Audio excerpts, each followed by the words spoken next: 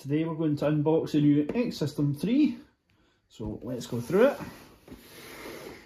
So opening up the box, first of all you got your general construction books and your xSystem unit itself. Taking these out of the box, underneath we have your bottle of Scottoiler, whatever you prefer. Your little bag of fixings, dispenser mounts, and your little barbed connector to attach your delivery tubing, your length of delivery tubing,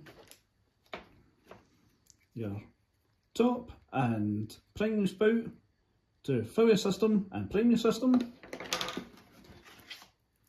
cable ties,